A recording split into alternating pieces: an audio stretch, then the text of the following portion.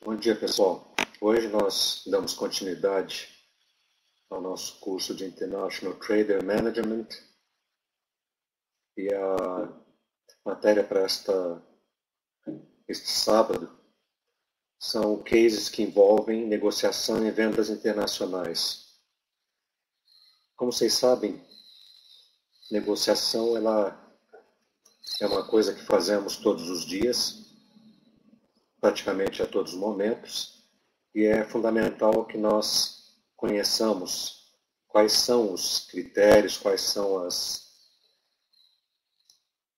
as formas de se negociar, e principalmente quando envolvem pessoas de outros países cuja cultura é diferente. Hoje eu vou repassar alguns dos conceitos que eu mostrei já em aulas passadas, só para que a gente tenha condições de trabalhar o caso. Vou evitar qualquer tipo de repetição desnecessária. Eu gostaria muito que vocês, a qualquer instante, entrassem perguntando através do fórum qualquer dúvida que vocês tenham. Então, essa aula aqui, para ter sucesso, nós sabemos que é fundamental a participação de cada um de vocês. Eu queria dar as boas-vindas a todos. Vejo que a Emily, o Márcio, a Maria Clara, o Newton já estão aí. E à medida que forem entrando outras pessoas, a gente vai fazendo com que participem da nossa apresentação.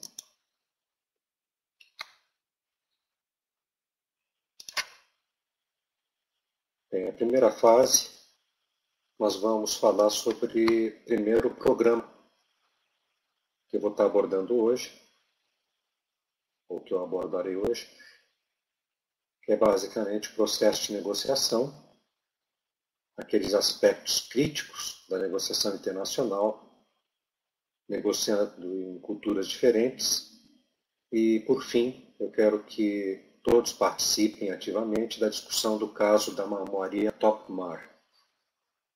Este é um caso real, só que para proteger as pessoas, quem participou, os nomes foram alterados.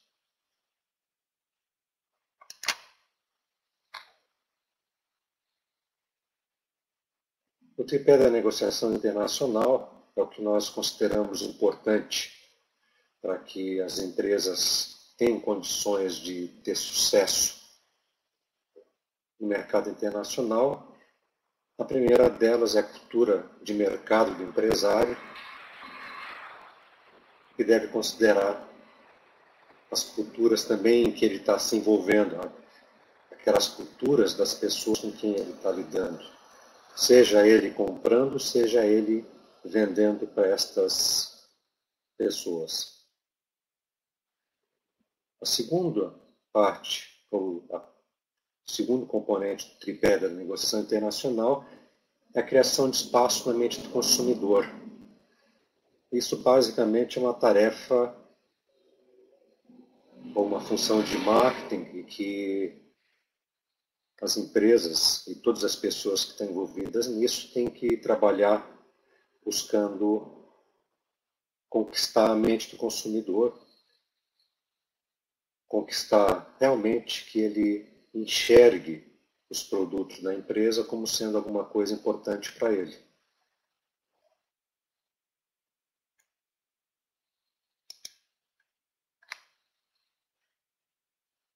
E o terceiro aspecto seria controlar o produto até o seu consumidor.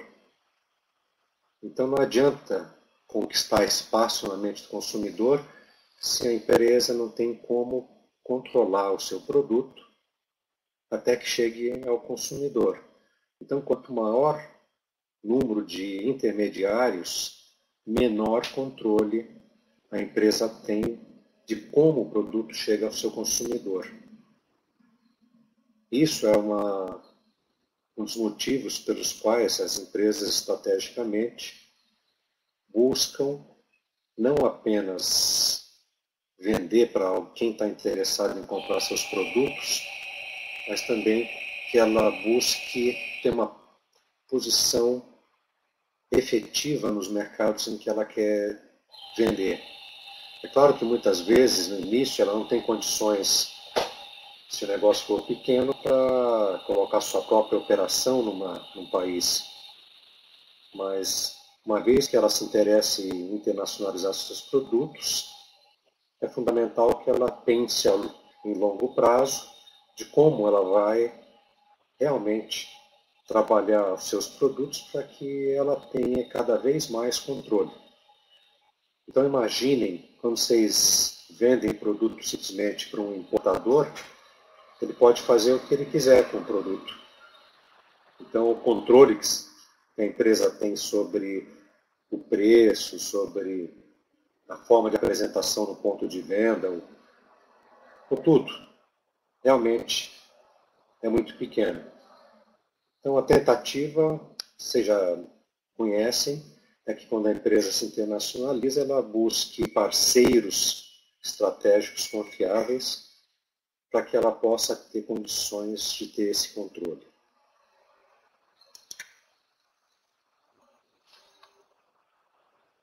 Outra coisa importante, já mencionamos diversas vezes, é que é fundamental avaliar que crescer no mercado internacional ele não é simples. E principalmente um dos aspectos que mais tem demonstrado ser preocupante é a cultura das pessoas. Principalmente a cultura daqueles que estão comprando de nós. Então esse aspecto de multiculturalismo tem que ser levado em consideração nas discussões. As empresas aqui no Brasil, elas têm que pensar, todas as pessoas da empresa, nesse aspecto multicultural. E não é muito fácil, porque apesar do povo brasileiro ser bastante diverso, ainda temos uma série de aspectos culturais que nos tornam aqueles que sempre estão dando jeitinho, sempre buscando resolver problemas no momento.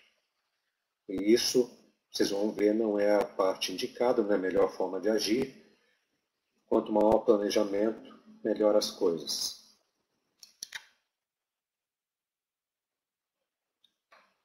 E nesse aspecto da cultura, sempre uma cultura diferente implica que o comportamento do consumidor é diferente. E não só dentro de um país, muitas vezes, assim como no Brasil, o país é muito grande e temos diversas culturas. Então imaginem indo para a Europa, quantas culturas diferentes, até dentro do mesmo país. Então quem conhece bem a Itália sabe que são várias culturas e tem que saber trabalhar exatamente com cada uma delas. E essa cultura, além do comportamento, as tradições de trabalho são diferentes, os processos empresariais são diferentes e a forma de se relacionar também é diferente. Então isso é fundamental que a empresa tenha consciente de que ela terá que trabalhar de uma maneira diferente, sempre se preocupando em antecipar, em conhecer, em verificar, em fazer seu trabalho, sua tarefa de casa, que é entender como funciona a cultura daquele outro país.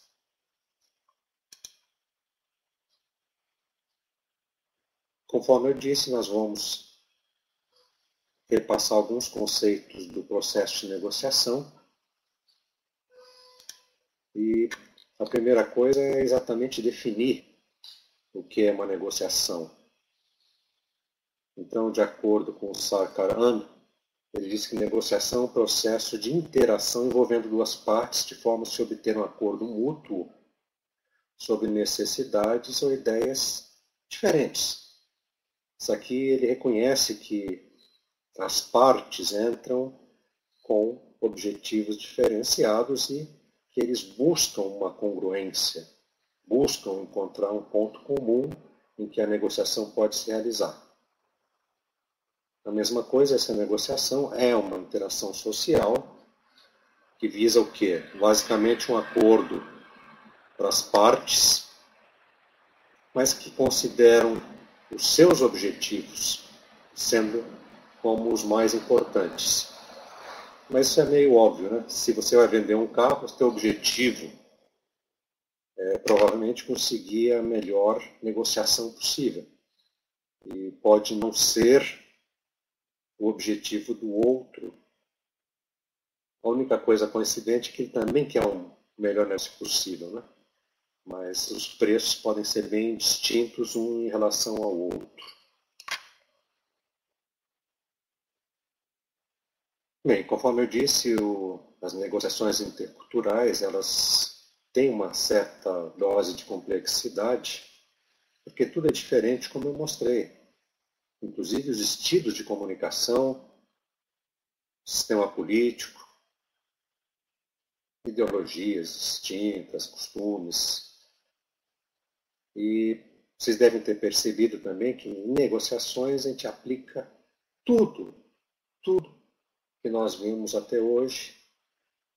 Inclusive, quem teve a oportunidade de fazer uma universidade de gestão de negócios ou alguma coisa assim, sabe que em negociação a gente aplica vários aspectos de comunicação, marketing, vendas, psicologia, política, economia. Uau! E negociação também serve, como vocês sabem, para resolução de conflitos, não necessariamente apenas de conflitos entre duas empresas negociantes, mas também empresas que têm algum tipo de ideia diferente, ou mesmo entre países. Então, nas relações internacionais, é muito comum as empresas, os próprios governos se utilizarem de pessoas exímias negociantes, exatamente para que elas tenham condições de chegar a bons termos com seus contrapartes, a sua contraparte.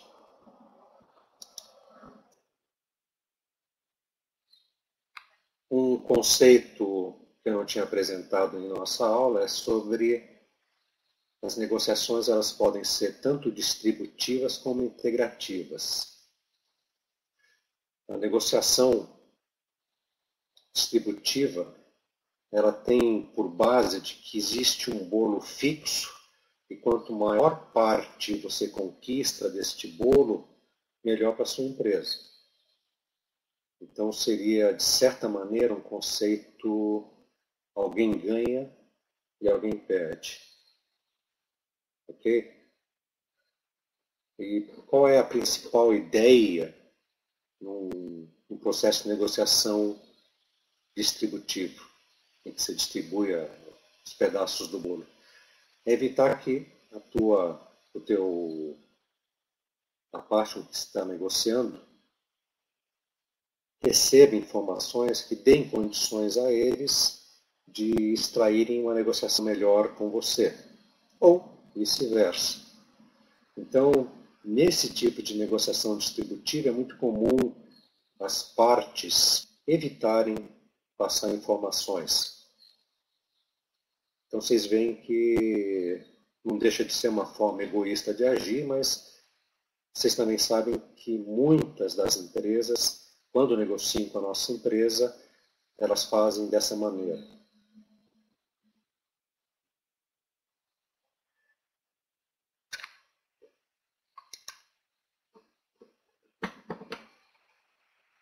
Já a negociação integrativa, ela pressupõe que haja contribuição, cooperação entre as partes, e a ideia é fazer com que o bolo cresça, mas cresça dividido entre as partes de uma maneira justa. Então, a junção das partes, a junção das empresas, elas buscam realmente que seja um negócio ganha-ganha. Para construir isso, é fundamental que as empresas tenham confiança. Então, não se espera que numa negociação única exista esse tipo de cooperação. Eu acredito que a confiança, a construção de uma relação duradoura, ela demanda exatamente tempo e que a empresa nunca cometa erros que façam com que a empresa com quem se está negociando decida considerá-lo uma empresa perigosa. Eu gostaria de saber de quem já chegou. Bom dia, Emily, Nilton e Maria. Se vocês já vivenciaram algum tipo de negociação em que quem estava negociando com vocês queria extrair todo o benefício da negociação para eles mesmos. Ou se todas as vezes que vocês tiveram negociação, vocês sempre encontraram empresas dispostas a cooperar com transparência, ajudando uma a outra para que a negociação saísse perfeita. E convido também para quem chegou agora, Luíse, Carolina, Márcio, que opinem.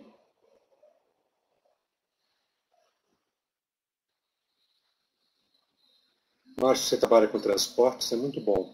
Sempre dá para negociar. A Maria Clara, representante vinícolas de Bordeaux para o mercado brasileiro. É fundamental que haja essa relação duradoura, sólida entre as partes. Newton, a maior parte das negociações que participei foram distributivas, isso você percebe que é uma batalha constante, né? Por quê? Porque a empresa entra preocupada com o que ela vai ganhar, ela não quer saber se você está recebendo uma parte justa, né, da negociação, e para ela tanto faz se você sobrevive ou não. Ela parte do princípio que se você não puder mais fornecer ou não puder mais comprar, que existirá alguém que fará isso no seu lugar. Maria, realmente, nos primeiros contatos, principalmente negociando com empresas brasileiras, elas querem extrair o máximo possível de lucro. Inclusive, a gente deve lembrar que a gente negocia com pessoas, e pessoas têm objetivos e querem mostrar um serviço, mostrar que são capazes para os seus chefes. Milton disse que a disposição de alguns fornecedores em cooperar mais. A gente percebe junto a esses fornecedores, a gente tem que alguns são mais parceiros. E varia de cada um. Não tem muito o que fazer. Márcio, sempre precisamos discutir valores de fretes. Tem os dois tipos de clientes. Muitas vezes a gente considera o cliente bom aquele que aceita qualquer condição nossa. Mas se você pensar em longo prazo, pode ser que você faça com que ele sucumba, né? Porque ele não consegue depois sobreviver. Principalmente quem lida com transporte, muitas vezes lida com o próprio proprietário de uma empresa e que nem sempre tem o preparo suficiente para saber como negociar. Então, muitas vezes, a gente até age como um consultor para essas empresas, mas isso aí eu sei que já é um pouco de cooperação demais. Na França, bastante negociação integrativa. Essa é a forma correta, porque quase todos os negociadores eles são educados com as modernas técnicas de negociação, então eles também conhecem que uma negociação integrativa tem muito mais condições de dar certo no longo prazo. Márcio, mesmo tendo alcançado o budget. Aqui, imagino eu que você esteja dizendo que a empresa, mesmo tendo atingido o seu objetivo primordial, ela continua negociando para extrair o máximo simplesmente pelo prazer de negociar. Seria isso?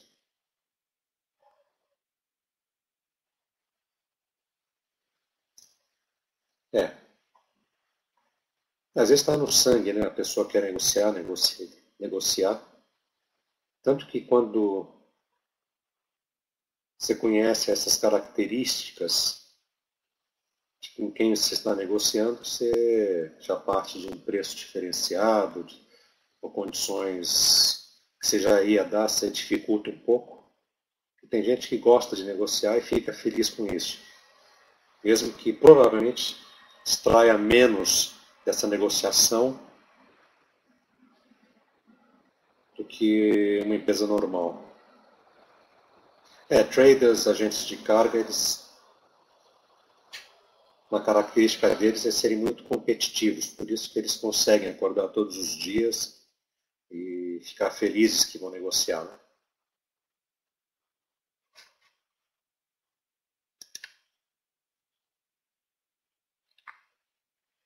Bem, então, além disso, existem 3 aspectos críticos numa negociação, que são os interesses das partes, o poder de barganha, o poder negocial de cada uma das partes.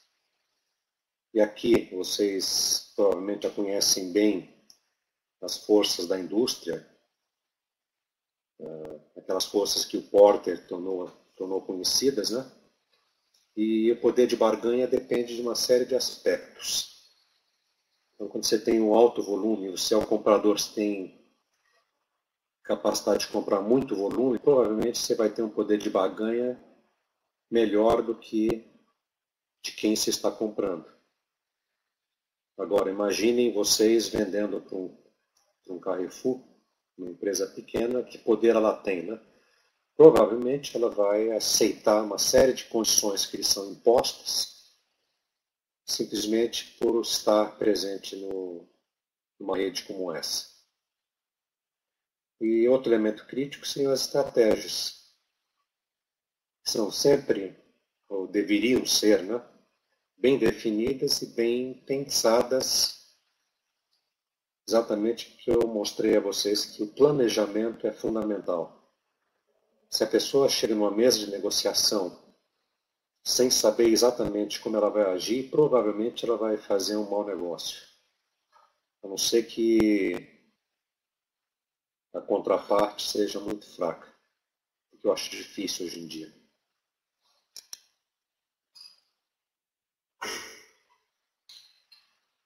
Bem, isso aqui é apenas mais algumas ideias do que é uma negociação.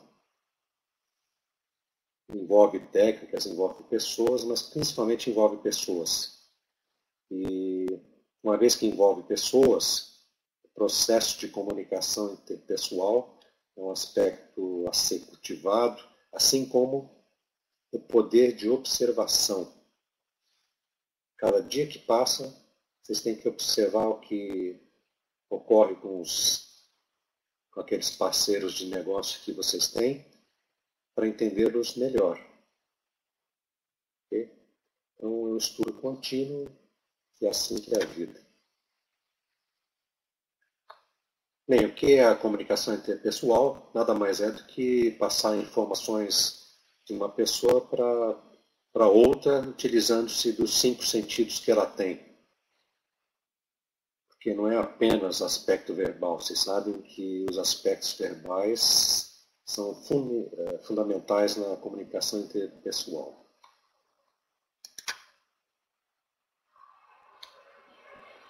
E a comunicação não verbal é qualquer coisa, qualquer tipo de comportamento que comunique alguma coisa que não seja através da palavra. Então, desde a expressão facial, a maneira com que você olha para a pessoa, quando vem uma proposta que não interessa muito, eventualmente você pode passar a ideia de que você não está gostando apenas fazendo uma cara um pouquinho mais, mostrando insatisfação. Mesma coisa em relação aos movimentos corporais. Então, os italianos, os brasileiros, eles se movimentam bastante. É difícil o italiano não falar utilizando as mãos. Então, se alguma coisa desagrada a eles, eles podem simplesmente falar assim, né? Não gosto. Ou não, nem fala, só balança a cabeça.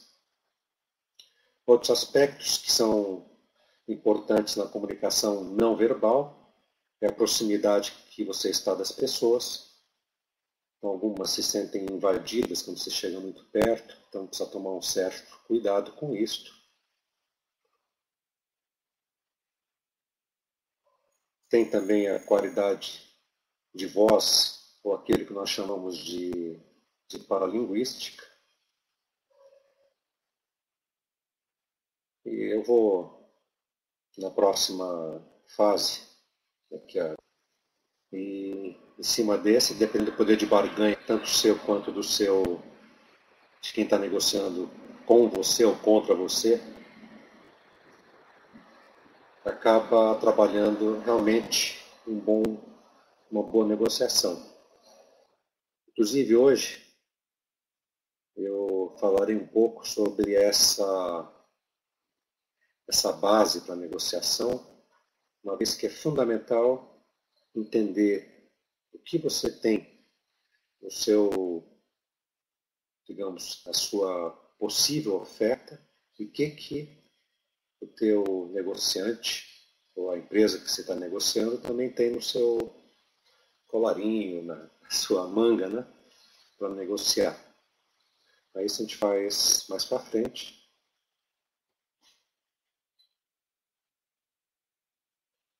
Emily, só mais um detalhe. O preço base, vocês tinham isso para vocês ou quando vocês vendiam para... Quando vocês compravam das peças de aeronaves, né, vocês tinham um preço base que era definido por quem? Vocês definiam baseado numa concorrência de mercado?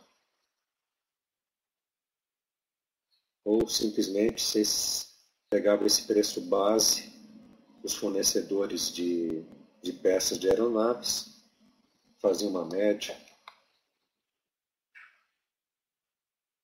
Ah, ok, perfeito. Então vocês estavam fazendo a coisa certa, baseado em compras anteriores, baseado provavelmente também em como o mercado estava, digamos, estava se desenvolvendo, e que apenas em compras anteriores você pode acabar pagando mais caro do que você deveria.